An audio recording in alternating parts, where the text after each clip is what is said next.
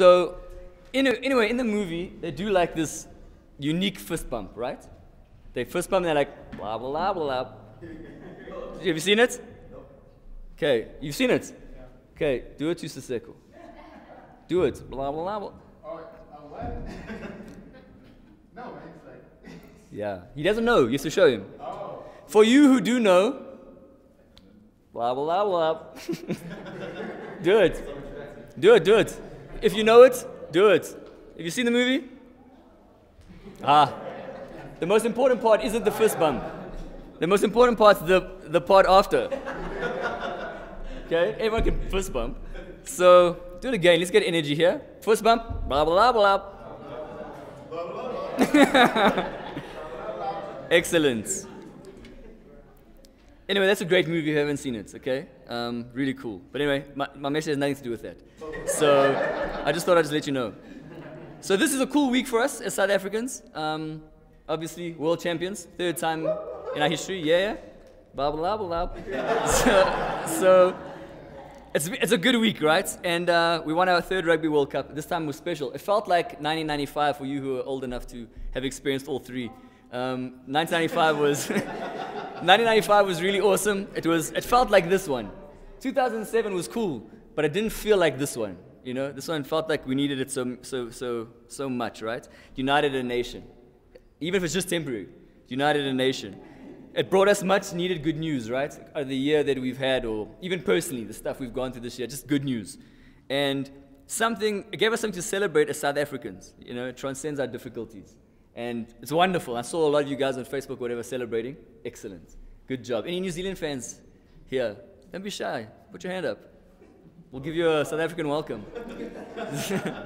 But anyway, it was a good thing. And I was worried, like after all of this, and listening to the interviews with all the captain and the players and the coach, I realized, I'm like, man, this is God's hand was in this so powerfully. And I wondered, what if for years before that this team, the coach, etc., these 23 players, the coaching staff, the physios, whatever, what if for years before that they've been prepared and assigned by God for such a time as this? For such a time that even though all that preparation, all the stuff they've gone through just to come and win a trophy so that they can lift us, even if it's just for a few months or a few weeks, whatever, just so they could unite us. What if they were here destined for such a time as this? And like I said to you, in the team talks, they all didn't talk about rugby, they didn't talk about sport, they spoke about how they're doing it for the nation, they're doing it for home, and it was like, I knew that's God. That's a God thing. And that was powerful. What about Madiba, Nelson Mandela, back in those days when, before apartheid was abolished? What happened there? He went through years and years of preparation behind the scenes that we didn't even know about, and then he came to power at such a time as that to unite us politically at least, and then to unshackle so many of South African people. And I thought to myself, again, that's God, again, behind the scenes, pulling strings for such a time as this, for such a time as that. And I want to talk about two things tonight. One, a biblical story, a woman by the name of Esther. And that's where this whole phrase actually comes from, such a time as this. It comes from the book of Esther. I want to talk about her story and how God had orchestrated her, prepared her for many years, and then orchestrated her to rise and influence. And then the second people I want to talk about is you. I want to talk about you secondly. And so let's start off with Esther first. Let's build something, and then we'll talk about you, right? So Esther's story takes place during a time when there was state-funded, state-supported genocide against the Jewish people. So in the kingdom of Persia. So like I said, this genocide was aimed at the Jewish people. So basically it said was, we're going to select a day, 7th of March, for example, let's say 7 March 2020, all the Christians are going to be killed on that day. And they send out official letters to all the communities. That kingdom was big, man. And so they sent out these letters all around, and they said, on this day, 7th of March, you must kill your neighbors who are Christian, for example. And whoever kills them gets their property and things. So what motivation to do something so terrible and so evil? State-funded, right? How terrifying is that for those affected, the Jewish people? How terrible was that? Think about it. You can't ask for help. You can't call the police because the police are against you. You can't ask the king to help you because the king is against you. He's orchestrated this thing. So it's a terrible, terrible place to be. Now let me tell you the reason this happened. This all happened because the highest ranking official in Persia, right? His name was Haman. He was, like I said, very highly respected. And so the king made an order and he said, whenever this guy's in the palace officials must bow down to him and show him respect. And they would do that. And he liked that. But this one guy who was working in the palace, his name was Mordecai, he's like, he didn't do that. He decided he's not going to do that. He's not going to bow down. He's not going to show him the respect he deserves. And this made this guy Haman so angry that in his heart he was like, it's not enough for me to get back at Mordecai. I've got to affect all of his people. And so he goes to the king and he says, look, you've got these guys living in your kingdom, the Jewish nation. They're different. They separate themselves. They believe different things. They follow a different God. They have history of causing trouble for kings. Let's destroy them. And the king agrees. He agrees to this because it's the highest ranking official, right? Now, before this all happened, so that's the situation. I'm giving you background. That's the situation. That's the climate that they're in. You know, death is coming. You know, dying like tomorrow, you don't know about it. It's like, obviously, that'll be terrible, but you don't know about it. Imagine knowing for a year, that day, they're coming for you. Imagine for a year, they're taunting you. Can't wait for that day. This is what we're going to do to you. Imagine that. It's worse. It's far worse. And that's what these people had to live under. Okay, so that's the background. So anyway, before all of this happens, there's a young Jewish woman. Her name is Hadassah, also known as Esther. And she's living in the kingdom. And what happened was she was brought into the king's palace to be one of the new wives, because the king could have many wives, and he had many wives. So this happened because the previous queen had displeased the king, disobeyed the king, etc. So he dethroned her. And then his advisors were like, just go choose another beautiful young virgin girl. Choose a lot of them. And then you choose one and replace this queen that let you down. So he's like, cool idea. And Esther was one of the women chosen. The Bible says that he loved Esther more than all the other young women, that he made her queen. So she became queen. Queen Esther, right? But she didn't tell anyone that she was Jewish because her uncle, it was actually her cousin that raised her as his own daughter, said, don't tell anyone your nationality. So she listened. So anyway, this is what's happening. So she's become queen now. And then this plan unfolds to this state-funded, state-supported genocide comes around. And then this guy named Mordecai, the same guy that wouldn't show respect, who actually turns out to be Esther's cousin that brought her up, then goes to her and says, listen, our people are in trouble, and you're queen, and I'm asking you to go to the king and beg for your people. Because who knows? Because maybe you are queen for such a time as this. Everyone say, such a time as this. But there's a problem though. It was illegal for the queen to go to the king unless he summoned her by name. So she's queen, right? You think she'd have some privilege, which she did, but you can't just go to this king who had hundreds of wives. He would call you. And if you went there, the penalty was death. So if you go and he didn't call you, you're going to die. Unless he offers you mercy. So he hand out his scepter to say, okay, cool, I accept you, you can come. So it's risky. So she's telling her cousin this. She's like, look, if I go and he doesn't call me and I go and he doesn't accept me, I'm going to die. But he's like, but you're Jewish and you might die anyway because of this situation. So he's basically saying, you're in a position of influence. You're in a position strategically placed. Plead for the king for our lives, which she agrees to do. So she says to him, look, go and fast and pray for me for 3 days and then I'm going to go to the king. So she does that. And her whole attitude was, look, if I die, I die. But I'm going to try and step in the gap and help my people throughout this kingdom. So she goes to the king 3 days later. She steps into the courtyard. He's obviously sitting there on the throne. And he sees her, and that's the moment where she can die. And instead, he lifts out his scepter to say, I accept you. You can come forward. Whew. All right? She made the first part of it. So she goes to the king. The king's like, look, what can I do for you? Anything you want. I'll give you up to half the kingdom even. So then her plan is, okay, look, king, let's have a banquet. You and this guy called Haman, right? Just the three of us. Let's have a banquet, and I'll tell you what I want to do. And I'll tell you what I need. So he's like, cool, no problem. So they go to the first banquet, everything's cool, and then the king's like, what do you want? What is your problem? What do you need? And he's like, I'll give you half the kingdom if you want, if you ask me. So then she's like, no, let's go to a second banquet tomorrow night, and then I'll definitely tell you what it is. So he's like, cool, no problem. Second night comes, and then he asks her again, what is it that you need? So Esther basically just says, look, I'm Jewish. I'm part of this plot to kill me and my people. And this person that's done this, that strategically placed this, is the guy at the banquet with us called Haman. So anyway, the king's so angry now. Even though he's like, cool, we'll do it. Now all of a sudden he's angry because the queen that he loves is Jewish. So now he's like, he gets angry. Long story short, Haman gets killed. Now, so now there's a law. How it worked in those days in Persia is that whatever the king said became law and it couldn't be taken away.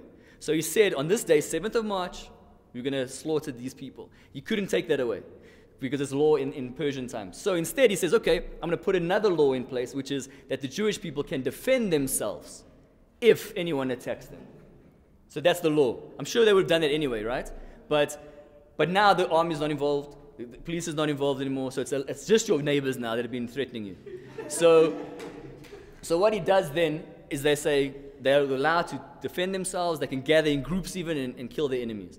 Anyway, long story short, some of the neighbors hear this and they try and fight anyway. And they lose and they get defeated, and the Jewish people are respected and feared throughout the whole nation because of this. But all of that has happened because Esther was strategically placed and prepared for some time before that, rose at such a time as that, and brought salvation to her entire people. I told you all that story just to get to that point. Okay? That she was there strategically for such a time as this, in such a difficult situation. And look at the difference that she made. Now let's talk about you. Okay? I'm going to ask you some questions. And it is, could it be that you are here right now, in the time we are in, surrounded by the difficulties we are facing, strategically placed like Esther, like Madiba, like the Springboks, for such a time as this? Could it be that you are here, 2019, at the age you're at, surrounded by the things you're surrounded with, the struggles that we're faced with, for such a time as this? Is that possible? What if I said to you the difficulties you're faced with that surround us in our workplace, or our family, or our culture, our society, etc., is an invitation to rise, an invitation to lead, like Esther? What if you are the voice of hope in someone's hopeless situation? What if you are a channel of salvation to the broken around you? What if you are the light in dark places? What if all that you have gone through and all that you're currently still going through is actually preparing you, just like Esther, to bring change and influence a place that really needs it? Let's remove the what if. And let me say that I believe so strongly that you are those people. That we are already those people. That within you, you carry a solution that the culture, your family, your workplace, etc., so badly needs. That in your hands is healing for so many who are hurting around you. I believe, like Esther, that you have been so carefully placed to influence those around you and maybe even turn them from destruction, wherever you are. And that's a big deal. But how do we normally see things? Things are going tough, I'm immigrating, right? Things are going tough in this workplace, I'm leaving. I'm in ministry or whatever, it's tough. I don't like what this person said to me or how they looked at me, I'm out. But what if you're strategically placed to bring the difference to that situation? What if, again, let's remove what if. You are strategically placed to make a difference wherever you are. And so what are we trying to do here? We're trying to run away from our situations. Also, our focus is myself and my career and my progress, and that's fine. All that stuff's fine. But do you know, we're talking about LeadServe, by the way. It's still LeadServe. Leadership is about serving those around you. And the greatest way we serve is through those difficult times. It wasn't easy. It wasn't easy for Nelson Mandela to be in prison for as long as he was. It's not easy for him to go through the things he went through, just so he could get to the point of liberation for so many. It wasn't easy. But he served us, led us that way through the ugly stuff.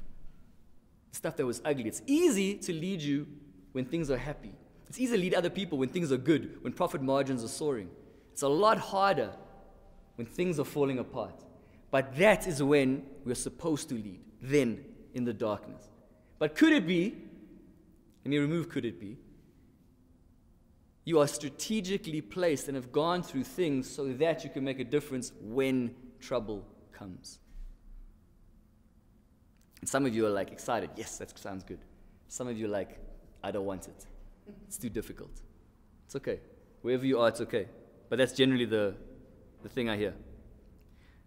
What would happen if an entire generation of Esthers would rise? What difference would that make? I wonder.